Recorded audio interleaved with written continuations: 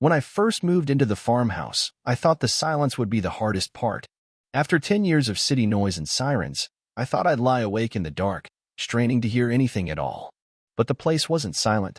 The wind scraped the old siding like it was trying to get in. The trees whispered things you couldn't quite hear. And every evening, just before dusk, the children began to laugh.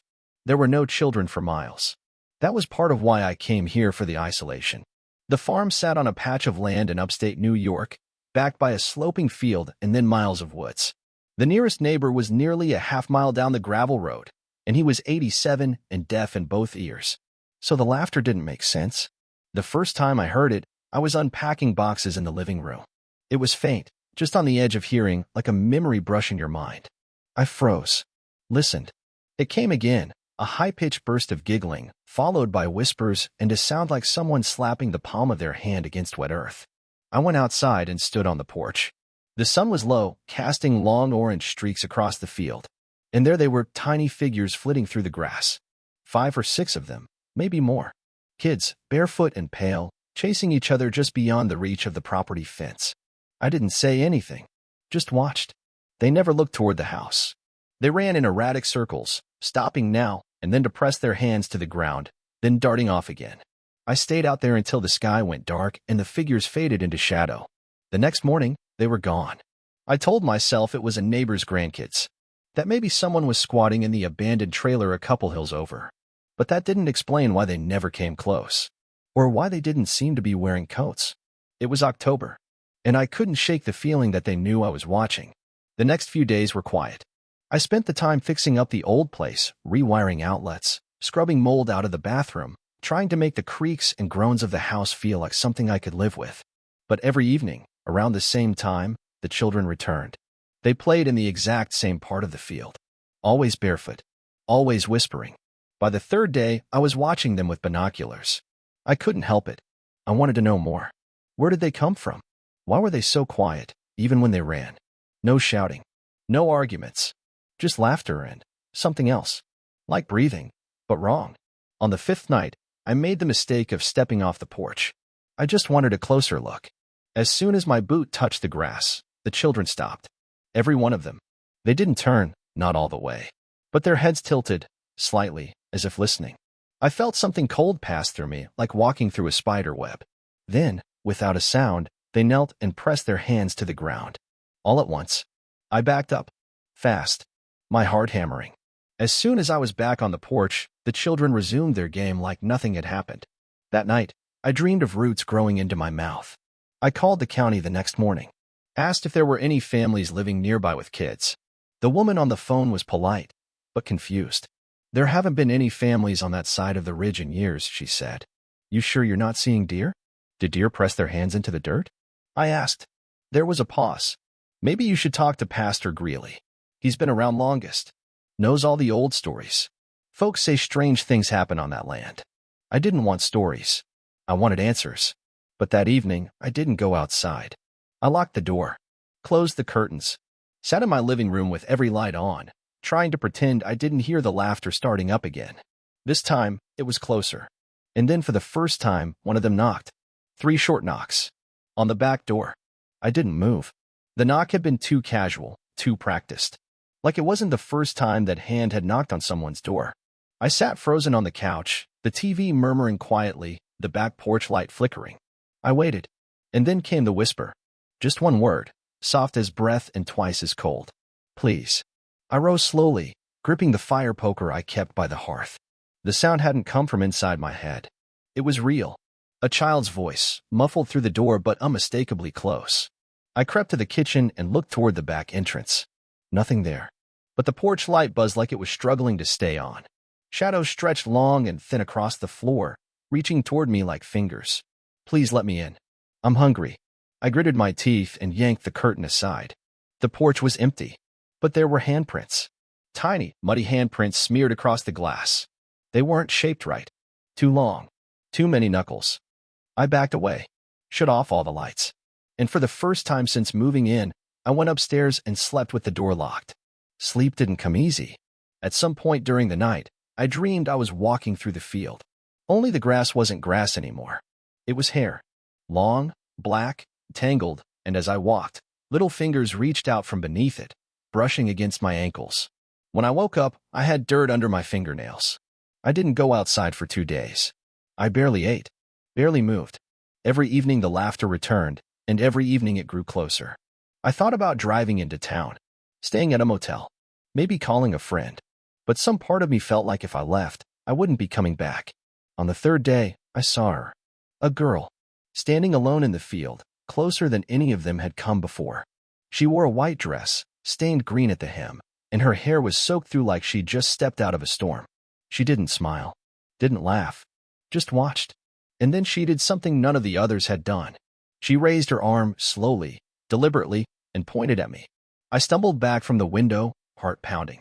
When I dared to look again, she was gone. But that night, she returned. Not in the field, not outside, inside the house. It started with the smell. Wet soil, like overturned graves. Then came the sounds, faint footsteps overhead, creaking floorboards in the hallway, the bathroom faucet hissing for no reason. At one point, I saw my bedroom door swing open even though I'd locked it. When I checked the lock, the bolt was still drawn. I started to write everything down. Notes, timestamps. I had to make sense of it. Had to document it so I didn't lose my grip on what was real. Because something was beginning to change. The field, the kids, the house, me. I caught my reflection in the mirror and didn't recognize it. My eyes looked shallow, not tired, but thin, like something had drained the depth from them. And then the animals started coming. It began with a cat, a small black one, mewling outside the kitchen door. I didn't have the heart to leave it out there, so I brought it in, dried it off, gave it a bit of tuna. It sat in the corner of the room and stared at the back door all night, never blinking. The next morning, it was gone. But it had left something behind, muddy paw prints across the floor and a strange clump of dark, wiry hair in the sink. The following night, I heard scratching in the attic. I didn't check. I didn't want to know what else might have wandered in. The final straw came 5 nights ago. I woke to a voice, clear, sharp, just inches from my ear. We can't eat unless you open the door. My eyes flew open. The room was pitch black, even though I always left the hallway light on. I reached for the lamp. It wouldn't turn on. And then I felt it. Something cold and wet, pressed lightly against my cheek. A hand. I screamed, thrashed, rolled out of bed and turned on every light I could. Nothing there. But on the floor, I found prints again, handprints, but with long dragging fingers, as if whatever had touched me was slowly melting into the floorboards. I haven't slept since. Now, each night, they come closer. And the girl in white is always at the center of it. Last night, she was standing at the foot of my bed. By now, the girl in white appeared every night. She didn't speak, didn't blink, just stood there, always closer than the night before. First in the hallway, then inside the room. Last night, I woke up to find her crouched beside the bed, her head tilted at an impossible angle, watching me breathe. I don't think she blinks at all. I've tried calling for help. My phone refuses to hold a signal after sunset. I even drove into town once, desperate to talk to anyone who wouldn't call me crazy, but the moment I crossed the ridge, the memory started slipping. I'd sit at the diner counter, trying to form words. There are children in the field, I'd begin. But I'd trail off, embarrassed, unsure. The details felt distant, like recalling a dream that fades when you open your eyes. It was only when I turned back onto the gravel road, when I saw the old mailbox and the sagging barn, that the dread returned. And that same night, I found something waiting inside the house. A pile of bones on my kitchen table. Small ones. Bird, maybe. Or rabbit. Arranged in a perfect spiral, slick with black moss. Next to it, a drawing. Scrawled in charcoal on parchment I didn't own, the sketch showed the girl, unmistakable, standing over something enormous buried in the field. Its shape was hard to make out, but it had too many limbs. And it was hungry. I started hearing the ground move. Not just footsteps now. Something deeper. Breathing. The field swelled at night like lungs beneath the soil. The grass would rise and fall in slow, rhythmic pulses. I watched it from my window, barely daring to blink. The children still played, but now they moved in patterns. Spirals. Circles. Loops drawn again and again until paths were worn into the earth. They didn't laugh anymore. They chanted. No words. Just a dull, throaty hum that vibrated in the glass. I recorded it. Played it back the next morning. There was nothing but silence on the tape. A few nights ago, I made another mistake. I opened the cellar door. I hadn't touched it since moving in. There was no reason to. But that night, something was scratching beneath the floorboards, and I thought maybe, just maybe, it was an animal. Something I could deal with. The moment I stepped onto the first stair, the air changed. It wasn't colder. It wasn't even darker. It was older. The kind of stillness that settles around things buried too long. I took a flashlight and descended. The cellar wasn't large, stone walls, low ceiling, dirt floor. But in the far corner, something had been unearthed. Not by me. A hole, roughly the size of a child. Dug by hand, from the look of it. Claw marks lined the edges. And inside, just darkness. I knelt to look closer. That's when I heard it. Not a sound. A voice. Inside my head. Feed it. Where it will take. I scrambled back up the stairs, slamming the door behind me. I nailed it shut. Bolted it. Stacked furniture in front of it like I expected it to breathe. And that night, for the first time, the children stepped onto the porch. They're changing. They're no longer just children, if they ever were. Their faces shift when I look too long. Sometimes it's the same girl 3 times. Sometimes it's none of them. They mimic crying now. Or laughter. Like they're testing which works better. 2 nights ago, they brought me something. A deer carcass. Dragged it onto the lawn and sat beside it in a circle, watching the house. I didn't go outside. Yesterday, the circle moved closer. And last night, they touched the walls. I heard them dragging their nails across the siding, whispering names I didn't know, telling jokes I couldn't understand. Something about roots, about skin that doesn't bleed, about how I'm soft enough to split. I didn't sleep. I just sat with the lights on and my back to the door. When the first knock came, I didn't move. When the girl whispered, "We're so hungry," I just closed my eyes. And when I opened them again, it was morning. No one was there. But in the field, the spiral paths were gone, replaced by a single, deep trench. They're not trying to get in anymore. They're trying to bring something up. And I think I know what it is. It rained last night. Not a gentle autumn rain, but a furious, punishing storm that shook the farmhouse like a dog with a toy. The windows rattled, the roof groaned, and still, I heard them. Out in the field. They didn't take shelter. They didn't stop. The children danced through the mud, soaked and barefoot, faces turned toward the sky like it was feeding them. I watched from the attic window, gripping a rusted pipe like it would protect me from whatever this was. Then the lightning struck. Not the field. Not a tree. It hit the trench. The one they'd been digging. The ground didn't smoke. It didn't crack. It opened. Not wide, but enough. Enough for something to begin to surface. I didn't sleep after that. Just waited for morning. When the rain stopped, I ventured out. Boots on. Hammer in one hand. Rope in the other. I had no plan. Just adrenaline and a growing understanding that this wasn't going to stop until something changed. The field was ruined, grass flattened, soil torn, the spiral paths drowned. The trench had grown deeper overnight. It wasn't just a line in the earth anymore. It was an opening. A tunnel, descending into wet blackness, lined with that same wiry moss I'd found in the sink. And from inside it, a sound. Chewing. Not fast. Not frantic. But slow, deliberate. As though something was savoring what it had waited so long to taste. I stepped back. And saw the girl again. She stood by the scarecrow post, though there hadn't been a scarecrow before, her dress hanging like soaked paper. Her eyes were empty. Her mouth opened slowly, and she said, "You're almost ready." I didn't go back inside. Not at first. I ran. Down the gravel road, into the trees, through thorns and branches until I found the old church. The one they said no one used anymore. I didn't care. I needed somewhere, anywhere, that felt untouched. The doors creaked open. The inside was abandoned but not ruined. Dust thick as fog. Old hymnals on broken pews. Candles that had melted into bone-white stalagmites. And in the far corner, behind the altar, something carved into the wall. Not words. Marks. A spiral, almost identical to the one in the field. And beneath it, a phrase in deep, black paint. "We do not bury to forget. We bury to starve it." I stood there, heart slamming in my ribs, trying to piece it together. This wasn't just happening to me. It had happened before. Maybe many times. And someone, a long time ago, had tried to stop it. But the children had started digging again. I brought a can of gas out to the field that night. The idea was simple. Pour it into the trench, light a match, and end whatever was growing down there. I wasn't sure it would work, but it felt like something. I needed to fight back. I needed to reclaim the ground. As I approached the edge, I smelled it again, the rot. like a grave turned inside out. I emptied the gas can, lit the match, and the flame died. No smoke, no heat. The match hissed and vanished like I'd dropped it into water. I lit another. Same result. The trench rejected fire. Behind me, the children laughed. I turned to run, but they were between me and the house. Dozens of them now. Not just 5 or 6. Some were crawling. Some were floating inches above the ground.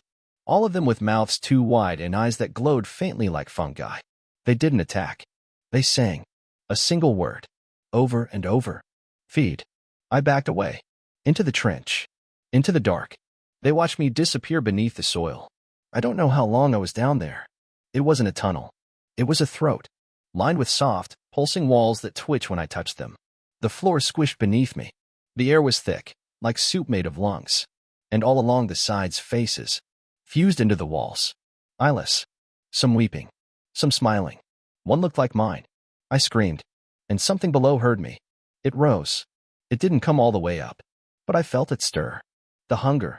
The ancient, impossible appetite that had been sealed down here centuries ago. Starved but not dead. It spoke. Not with words, with thoughts that twisted like vines around my skull. You will help me bloom. I clawed my way back out. Through roots and mud and voices that begged me to stay. I collapsed on the field, coughing, retching, ears bleeding.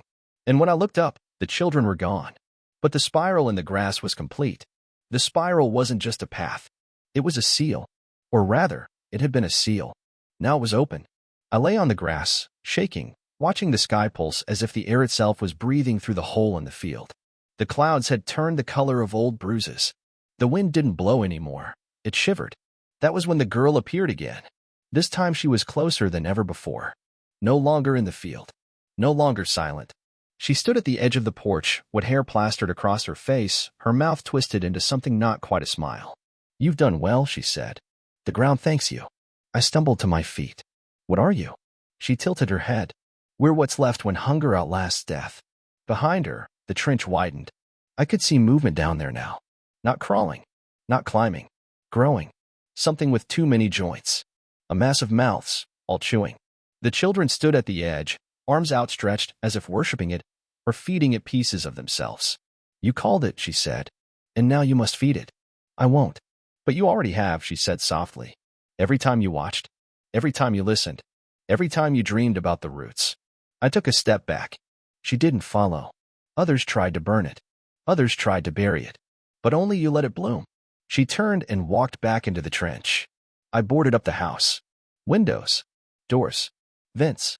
Even the chimney. I used every nail I had. Then used screws. Then furniture. Then rope. I blacked out the windows with garbage bags and duct tape. It didn't matter. The children were already inside. They don't need to knock anymore. They just are. I hear them behind the walls. In the attic. Under the floor. Sometimes they whisper in unison, "It's almost time." Sometimes they just laugh. But not the way kids do. The way something pretending to be a kid might laugh. Wrong rhythm. Wrong pitch. Too clean.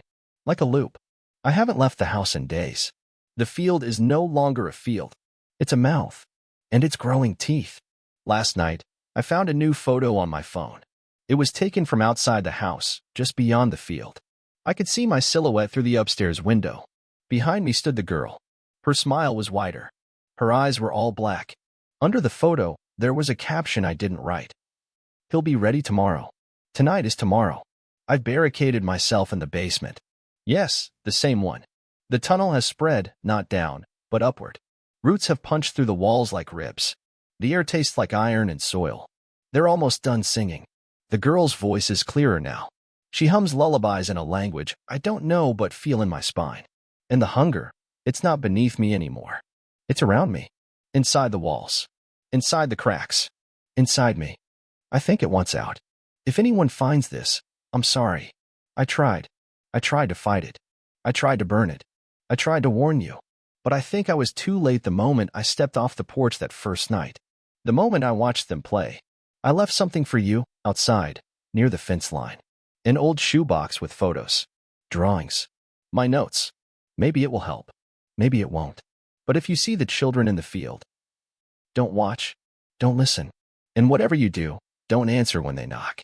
Because they're always looking for someone new to feed it. And when they find you, They'll play forever.